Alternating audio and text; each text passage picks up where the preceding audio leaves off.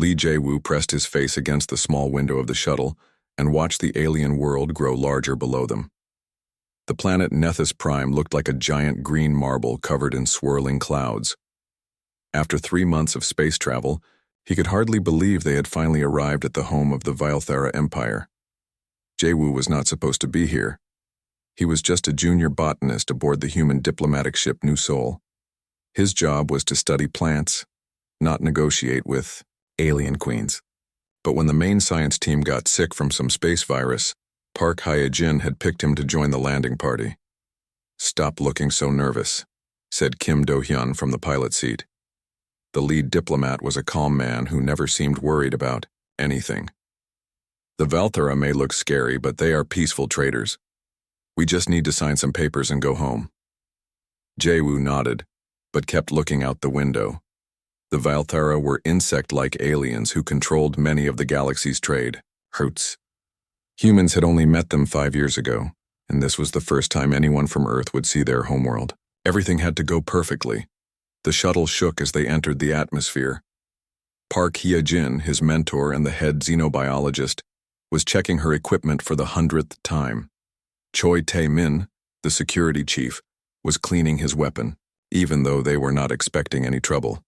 "Look at that," whispered Hye-jin, pointing down at the surface. "The entire continent is one giant garden." She was right.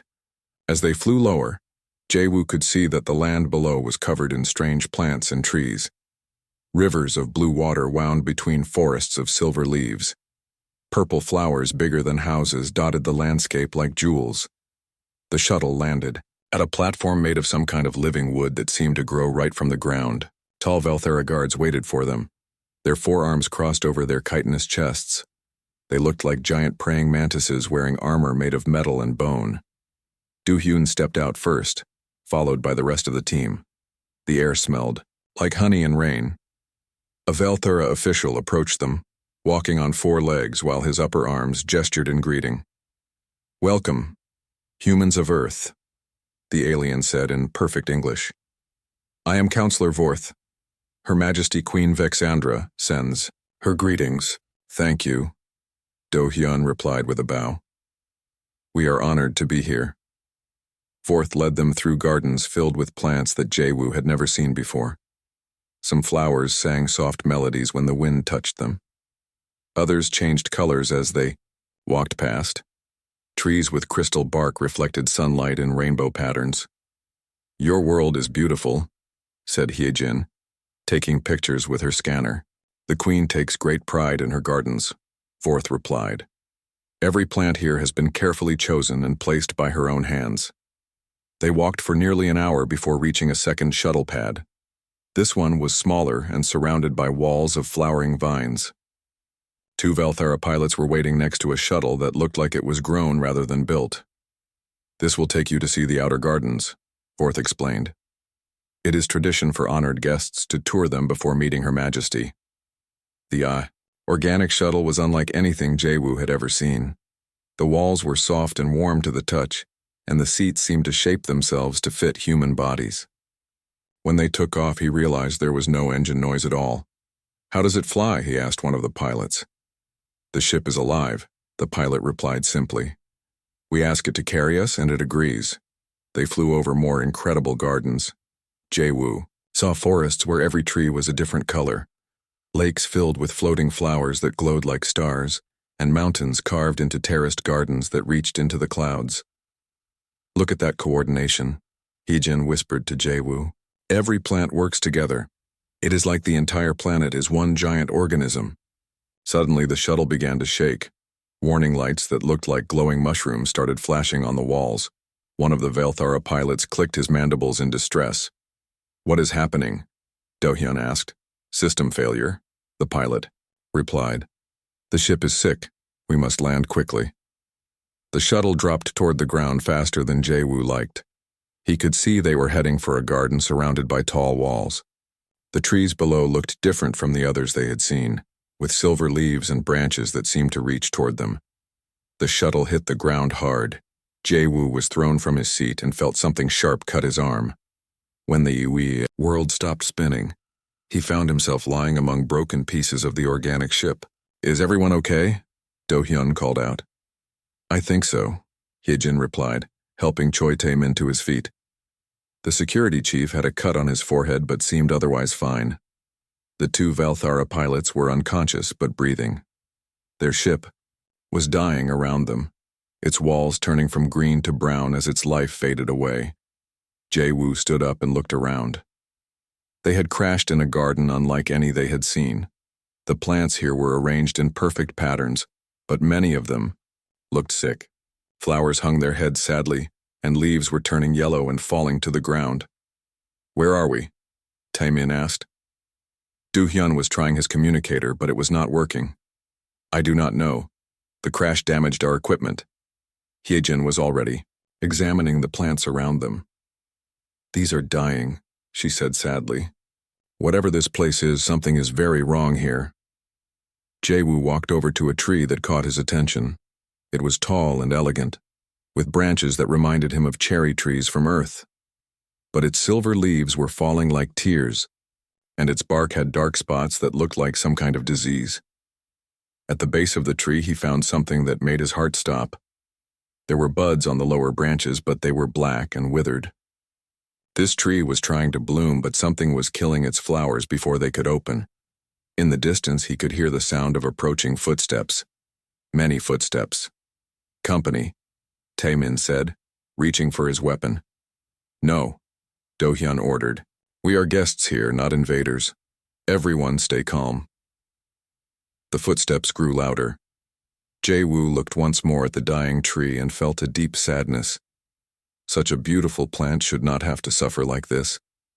Then the garden gates opened, and their real adventure began. The first thing Jae-woo noticed about the guards was their weapons.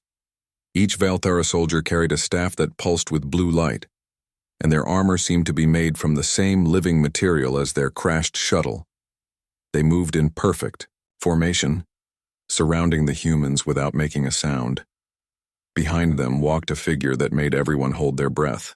Queen Vexandra was taller than the other Valthara, with forearms that moved like a dancer's and eyes that shifted color from gold to green. Her crown was not made of metal, but of living vines that grew directly from her head, blooming with small white flowers. "Your Majesty," Kim Do-hyun said, bowing low. "We apologize for this intrusion. Our shuttle malfunctioned and—" The Queen raised one hand to stop him. She was not looking at the humans. Her eyes were fixed on something behind them, and her mandibles were clicking in what sounded like surprise. Jae-woo turned to see what had caught her attention. The dying tree he had been examining was different now. Somehow, in the few minutes since the guards had arrived, new growth had appeared on its branches. Small green buds were forming where there had been only dead wood before. "Impossible," whispered one of the guards in the Valthara language. Queen Vexandra walked past the humans as if they were not there. She approached the tree and touched its bark with one of her lower hands. When she spoke, her voice was soft and filled with wonder. "The bloom of memory lives again." Park Hyejin stepped forward carefully. "Your Majesty, my assistant was examining that tree. Perhaps he—" "Silence," commanded a tall Valthara who wore robes instead of armor. "You stand in the sacred garden of remembrance. No outsider has walked here for 300 years. Jae-woo felt his stomach drop. They had crashed in a forbidden place. This was exactly the kind of mistake that could ruin the entire diplomatic mission. But Queen Vexandra was still staring at the tree. "Which human touched the bloom of memory?" Jae-woo raised his hand slowly. "I did, Your Majesty. I am sorry. I did not know it was forbidden." The queen turned her golden-green eyes on him. Up close, she was even more impressive. Her face was alien but somehow beautiful, with features that reminded him of both insect and flower.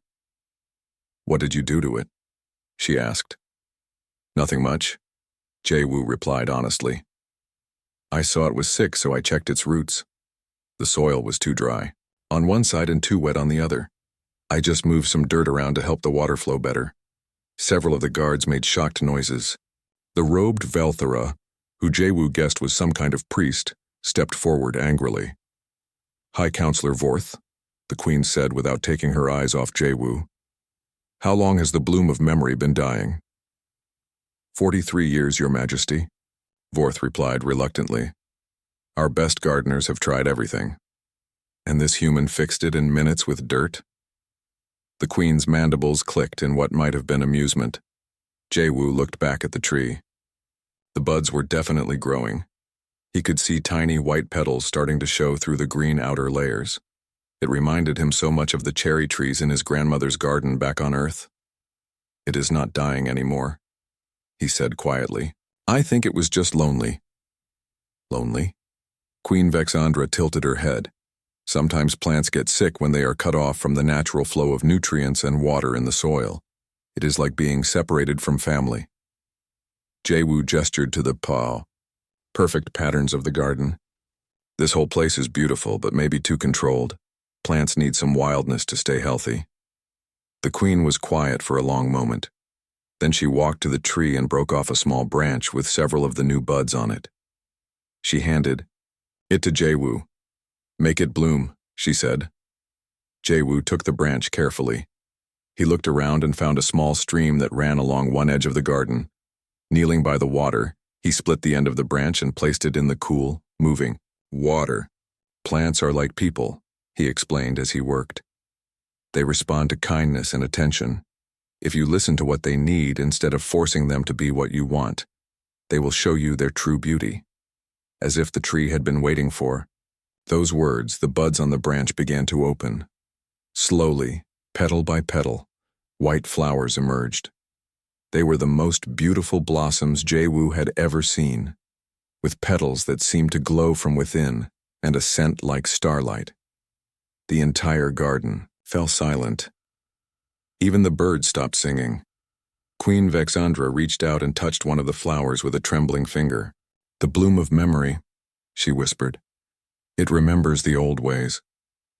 Without thinking, Jaewu picked one of the newly opened flowers and offered it to the queen. "For you, Your Majesty. A gift to apologize for the trouble we have caused." The sound that came from the gathered Velthara was like a thunderclap. Guards dropped to their knees. Vorth made a choking noise.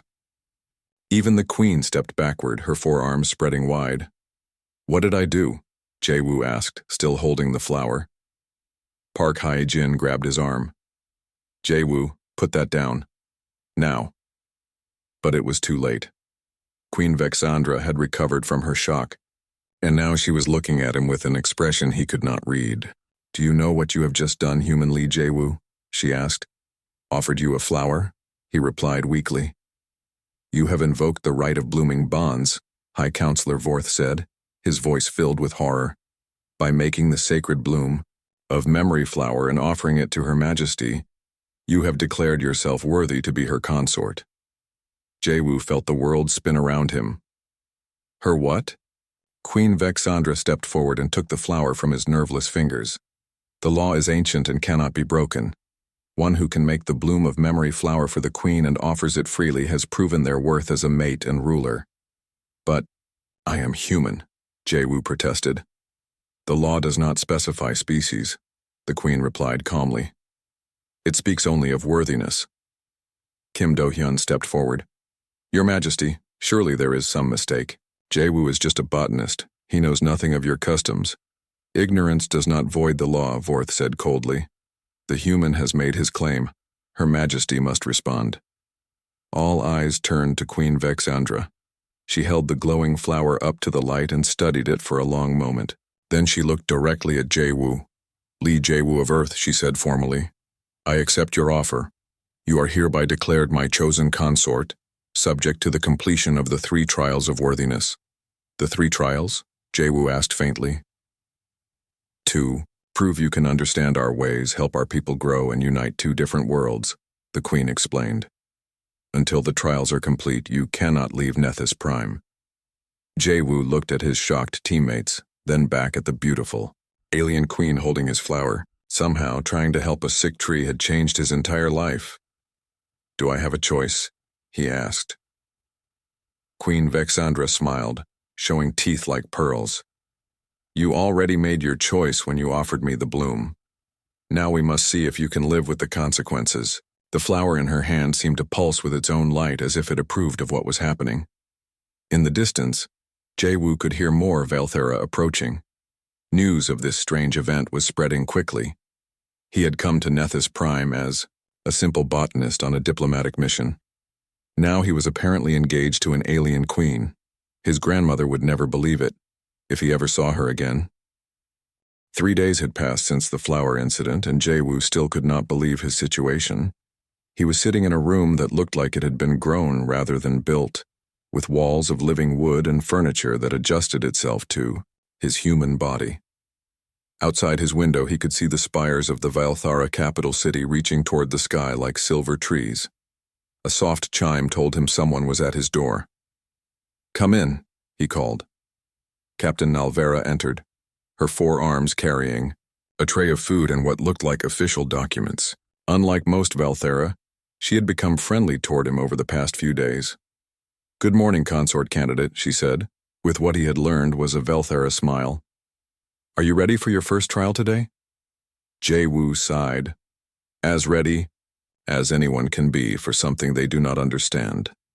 Nalvera set down the tray and handed him the documents. "These will help. Dr. Lim Ye-won sent them from your ship. She has been studying our culture to help you." Jae-woo looked at the papers gratefully. Ye-won was a psychologist who had joined their mission to study alien behavior. Her notes explained many things about Valthera society that had confused him. "The trial of understanding," he read aloud. "I must navigate the political structure of the court and solve a problem that affects multiple noble houses." "It is not as hard as it sounds," Nalvera assured him. "Just remember that Valthara politics are like gardening. Everything is connected, and if you pull the wrong plant, the whole garden suffers." A larger chime sounded through the palace. "Time to go," Nalvera said. They walked through corridors filled with other Valthara nobles and officials. Many stared at Jae-woo with curious eyes, but none seemed hostile. Word had spread about how he had healed the bloom of memory, and most seemed impressed rather than angry. The throne room was a vast chamber with a ceiling that looked like the inside of a flower. Queen Vexandra sat on a throne made of intertwined branches, wearing robes that seemed to be made of petals. Her crown vines were blooming with fresh flowers today. "Lee Jae-woo," she said formally. "Are you prepared to face the trial of understanding?" "I am, Your Majesty." High Counselor Vorth stepped forward with a scroll. "The problem before you involves the water gardens of the Western Province.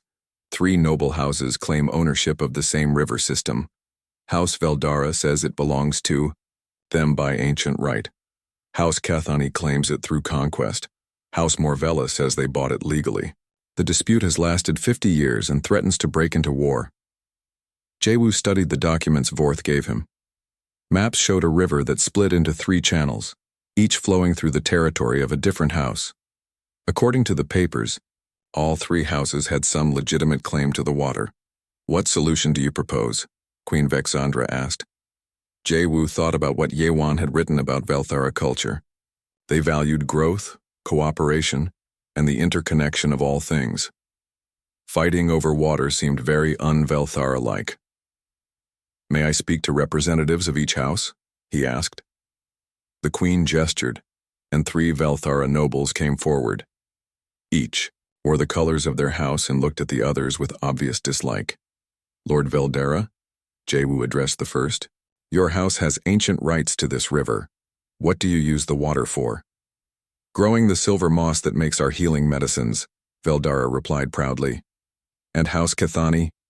We use it to power the mills that grind grain for the entire province," said Lady Cathani. "House Morvella? Our fish farms feed thousands of families," Lord Morvella answered. Jae-woo nodded thoughtfully. "So you all need the water for important work that helps people. But you are fighting instead of sharing. There is not enough water for all 3 uses," Veldara protested. "Are you sure?" Jae-woo asked. He studied the maps again. "What if the problem is not the amount of water, but how you are using it?" He approached the large map display in the center of the room. "Look, The river splits naturally into 3 channels, but according to these flow measurements, most of the water goes to the main channel while the other 2 barely get a trickle. That is why we must control the main channel, Kethani said. Or, Jaewoo continued, you could work together to fix the problem. What if you dug the side channels deeper so more water flows through them? And what if you arranged your activities so the water serves everyone? He pointed to different areas on the map. House Veldara, your silver moss grows best in clean, slow-moving water. House Kethani, your mills need fast-flowing water with some force behind it. House Morvella, your fish need water that is rich in nutrients. The 3 nobles looked interested despite themselves. Here is what I suggest, Jaewoo said. The cleanest water from the mountains goes to House Veldara first for the silver moss. After it passes through their growing beds, it picks up nutrients that will help House Morvella's fish. That water flows to the fish farms. Finally, the water from both sources combines in the main channel, giving House Kethani plenty of force for their mills. But the engineering required, Morvella began, would be expensive for any one house, Jaewoo agreed. But if all 3 houses work together, sharing the cost and the labor, it becomes manageable. Plus, you would all benefit from each other's work. He turned to Queen Vexandra. Your Majesty, what if the crown offered to help with the engineering? Costs in exchange for a small tax on the increased production from all 3 houses? Everyone wins. The Queen's mandibles clicked approvingly. An elegant solution. You see the connections between all parts of the problem. Lord Veldara stepped forward. This could work. Our silver moss actually grows better in water that has been used for other purposes first. The minerals help it. And our fish would be healthier in water enriched by the moss beds, Morvella added. More water means our mills could expand, Kethani said thoughtfully. We could process grain for neighboring provinces too. The 3 nobles looked at each other with something other than hostility for the first time in years. It is settled. Then, Queen Vexandra declared, the 3 houses will work together under crown supervision to rebuild the water system. Lee Jaewoo has passed the trial of understanding.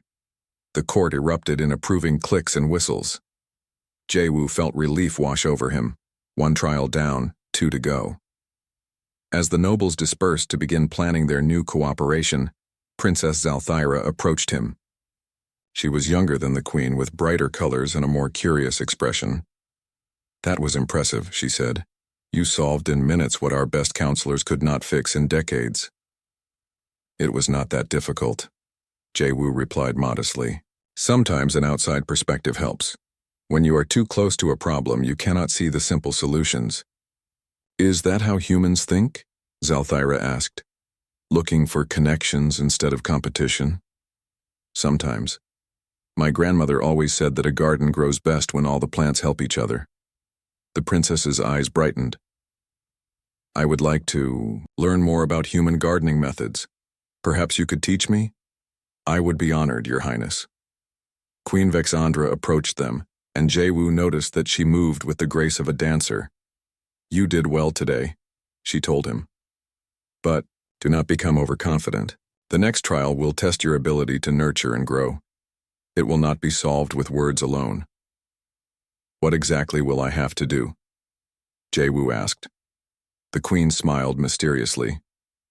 You will have to heal something that has been broken for a very long time. Something that everyone believes cannot be fixed. Can you give me a hint? Look around you, the queen said, gesturing to the throne room. What do you see that is dying? Jaewoo looked carefully at the beautiful chamber. Everything seemed healthy and vibrant. But then he noticed something odd. Near the base of several pillars, small plants were growing. They looked sickly and out of place among the carefully maintained decorations. The building itself is alive, he realized. Very good. This palace has been our capital for over 1,000 years. It is not just a building. It is a living organism, and like the bloom of memory, it has been slowly dying. Jaewoo felt a chill. If the palace died, what would happen to everyone inside it? Your second trial begins tomorrow, Queen Vexandra said. Rest well, Jaewoo. You will need all your strength for what comes next. As he walked back to his room with Nalvera, Jaewoo, could not help but touch the walls of the corridor. They felt warm under his hands, but he thought he could sense something underneath. A slow, deep sadness that had been growing for years. Tomorrow, he would have to figure out how to heal an entire palace, no pressure at all. The second trial had been harder than Jae-woo expected. Healing the dying palace required him to understand that the massive living structure was lonely, cut off from the natural forest systems it had once been part of. With help from Nam Ho Seok, a human engineer who had arrived with reinforcements from the New Soul, they had managed to reconnect the palace's root system to the surrounding gardens. The building was now healthier than it had been in centuries, but as Jae-woo prepared for the final trial, he sensed that something larger was happening. More human ships had arrived in orbit, and Valthara military vessels were moving through the system in patterns that looked defensive rather than ceremonial. He was discussing this with Dr. Lim Ye-won in his chambers when Captain Nalvera burst through the door without announcing herself. "Consort candidate, you must come immediately," she said, her mandibles clicking with stress. "Her Majesty requires your presence in the war room." "War room?" Jae-woo asked, but Nalvera was already leading them through corridors he had never seen before. The war room was deep inside the palace, its walls covered with displays showing star maps and fleet positions. Queen Vexandra stood at the center, surrounded by military officers and advisors. When she saw Jae-woo, her expression was grim. "Your final trial has changed," she said without preamble. "The Mordak Collective has launched an attack on our outer colonies. They will be here within 2 days." Jae-woo felt his stomach drop. He had heard of the Mordak from the briefings during their journey to Nethys Prime. They were an aggressive species that conquered other worlds and enslaved their populations. "What does this have to do with my trial?" he asked. "Everything," Queen Vexandra replied. "The trial of unity was meant to test your ability to bring different peoples together. Now you must do it under the worst possible circumstances." "Commander?" Bae-jung-ho, who had arrived with the human reinforcements, stepped forward. His weathered face was serious. "The Mordak have 60 ships. We have 35 Valthara vessels and 12 human ships. The numbers are not good." "But our ships are more advanced," protested General Kexthor, the Valthara military commander. "Their ships are built for war," Jung-ho replied bluntly. "Ours are built for exploration and trade. We need an advantage they do not expect." Queen Vexandra turned to Jae-woo. "This is your final trial. Find a way for humans and Valthara to fight together effectively. If we fail, both our species will suffer." Jae-woo looked around the room at the worried faces of both species. "How much time do we have?" 47 hours, Kexthor answered. "I need to see everything. Ship designs, weapons, defenses, battle plans. And I want to talk to your best tacticians from both species." The next several hours blurred together as Jae-woo immersed himself in military planning. The human ships were faster and more maneuverable, while Valthara vessels had better shields and weapons. Both sides had different fighting styles that did not mesh well together. But as he studied the data, patterns began to emerge. The same principles that worked in gardening might work in warfare. Different strengths could support each other if properly coordinated. "What about the planet's defenses?" he asked. "We have orbital platforms and ground-based weapons," Kexthor replied, "but they are designed to work with our ships, not yours. Show me the communication systems." Lee Da-yun, his sister who had arrived as a terraforming specialist, pulled up the relevant displays. The Valthara use biological communication networks based on their connection to plants. Humans use electronic systems. They do not talk to each other well. Jae-woo stared at the displays for a long moment. Then he remembered something from his work healing the palace. "The gardens," he said suddenly. "The entire planet is connected through root systems and chemical signals. What if we could tap into that?" Princess Zalthyra, who had been quietly observing, stepped forward. "You want to use our planet as a communication system?" "More than that," Jae-woo said, his excitement growing. "What if we could use it as a defensive system too?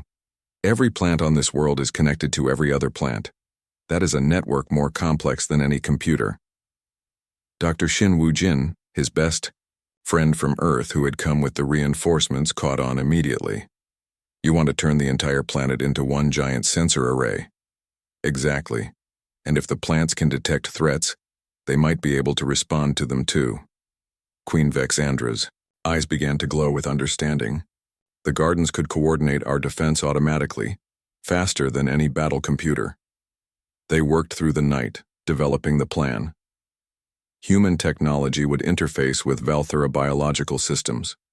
The planet's plant network would track enemy movements and coordinate responses from both human and Valthera forces. As dawn approached, alerts began sounding throughout the palace. The Mordak fleet had arrived early. They are launching fighters, reported a communications officer. 300 small attack ships, moving fast. Jae-woo looked at Queen Vexandra. Is the system ready? As ready as we can make it in one night, she replied. But we have never tested anything like this before. Then we test it now, Jae-woo said. All human ships, this is Jae-woo. Switch to gardening formation. Gardening formation? Came Young-ho's confused voice over the communicator. Trust me. Small ships scatter like seeds. Big ships provide cover like trees. Let the planet tell you where to go. What followed was unlike any space battle in history. Instead of rigid military formations, the combined fleet moved like a living organism. Human ships darted between Valthera vessels like birds among branches. The planet itself seemed to anticipate enemy movements, warning defenders where attacks were coming from. Jae-woo stood in the palace command center, his hands pressed against a living control panel that let him feel the pulse of the entire world. Through the plant network, he could sense every ship, every weapon, every explosion in the space above them. Mordak assault group moving toward the moon base, he called out. Valthera Squadron 7, intercept, human fighters, support from the shadow side. The coordination was perfect. The Mordak had expected to fight two separate forces with different tactics. Instead, they faced a unified defense that moved with the precision of a single mind. But the enemy commander was clever. As the first wave of fighters was defeated, the main Mordak fleet moved in with heavy weapons aimed directly at the planet's surface. They are targeting the garden networks, Nalvera reported. If they break the connections, we lose our coordination advantage. Jae-woo felt sweat running down his face as he tried to maintain his connection to the plant network while coordinating the battle. We need to end this quickly. Is there a way to strike back at their main ships? Queen Vexandra moved to stand beside him, placing one of her hands over his on the control panel. Together, she said. Suddenly, Jae-woo could feel more than just the planet. Through the Queen's deeper connection to her world, he could sense the vast network of life that covered the entire system. Asteroids that had been seeded with Valthera plants centuries ago. Spaceborne organisms that drifted between worlds. The asteroid fields, he whispered. They are alive too. Working together, they reached out through the biological network that connected everything in the Nethys system. Ancient plants that had grown on space rocks for hundreds of years suddenly burst into activity. Vines and roots that had been dormant erupted from asteroids throughout the system. The Mordak fleet found itself flying through a minefield of living asteroids that grabbed their ships with organic tendrils and pulled them apart. Within minutes, the invasion force was scattered and helpless. As the last enemy ships fled or surrendered, Jae-woo collapsed into a chair. His connection to the planet's network faded, leaving him feeling strangely empty. Is it over? He asked. Queen Vexandra nodded, though she looked exhausted too. It is over. You have passed the trial of unity in the most spectacular way possible. Commander Young-ho's voice came over the communicator. That was the most beautiful battle I have ever seen, like watching a dance instead of a war. It worked because both sides contributed their strengths, Jae-woo said. Human flexibility and Valthera connection to nature. Apart, we might have lost. Together, we were unstoppable. The Queen looked at him with an expression he could not quite read. There is something you should know, she said. The crashed shuttle that brought you here was not an accident. Jae-woo stared at her. What do you mean? Some of our own people, working with Mordak agents, sabotaged your transport. They wanted to prevent the alliance between our species.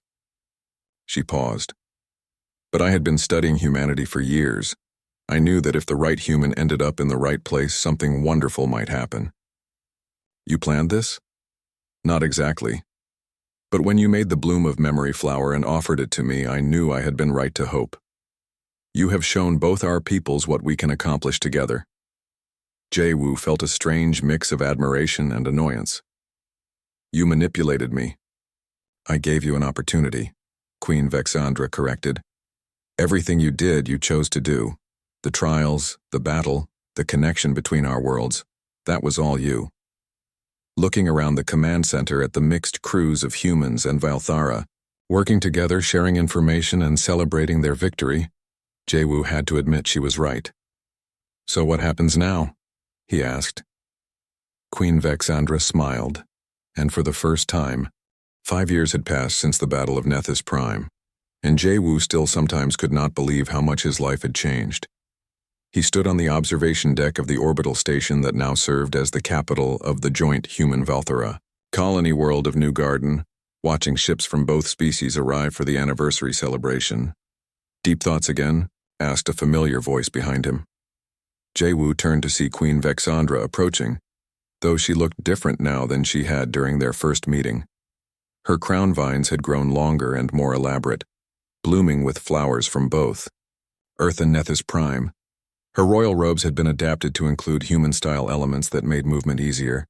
Just remembering, he said, reaching out to take 2 of her 4 hands in his. 5 years ago, I was a simple botanist who had never been off Earth. And now you are the co-ruler of the most successful interspecies colony in the galaxy, she replied with amusement. Though you are still a botanist at heart. She was right. Even with all his new responsibilities, Jae-woo still spent part of each day working in the gardens that covered their new world. It helped him think, and the plants from both worlds seemed to thrive under his care. The anniversary guests are arriving, Vexandra continued. Your sister Da-un just landed with the new terraforming equipment, and Captain Nalvera sends word that the Mordak delegation is requesting permission to approach. Jae-woo nodded. That was one of the biggest changes since the war. The Mordak collective had collapsed after their defeat, and many of their former member species had asked to join the growing alliance between humans and Valthara. Some of the former Mordak leaders now served as advisors on dealing with other aggressive species. And our daughter? He asked. Vexandra's expression softened. Princess Vexjay is in the nursery gardens with Dr. Shin, learning to communicate with the hybrid plants. She made 3 new species bloom this morning. Their daughter was perhaps the most remarkable result of their union. Through advanced bioengineering that combined human and Valthara genetics, she had been born with the best traits of both species. She had her mother's connection to plant life and her father's human curiosity and adaptability. At 3 years old, she could already speak both human languages and the complex chemical scent language of the Valthara. More importantly, she seemed to understand instinctively how to help different species work together. I should check on her before the ceremony, Jae-woo said. They walked through the station's corridors, which were lined with gardens that told the story of their alliance. Earth roses grew next to Valthara memory blooms. Human fruit trees provided shade for alien flowers that sang in harmony with human music. The nursery was a vast chamber filled with experimental plants that existed nowhere else in the galaxy. Here, Valthara biotechnology was combined with human botanical knowledge to create new forms of life that could thrive on worlds that neither species could have colonized alone. They found Vexjay sitting in the center of a circle of newly planted seedlings, her small hands pressed against the soil. She looked like a perfect blend of her parents, with her mother's golden green eyes and her father's human facial structure, but with delicate ridges along her arms that were purely Valthara. Daddy! Mommy! She called in perfect English.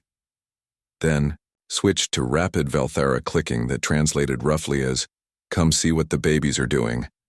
Dr. Shin Woo-jin looked up from his notes with a huge grin. She has been working with these hybrid seedlings all morning. I have never seen anything like it. She seems to know exactly what each plant needs to grow. Jae-woo knelt beside his daughter and watched as she gently touched each seedling. Where her fingers made contact, The tiny plants perked up visibly, their leaves turning greener and their stems growing straighter. They were sad, Vexajay explained seriously. The earth plants missed the sun, and the Nethys plants missed the moon songs. So I taught them how to share. Share what? Vexandra asked, settling gracefully beside them.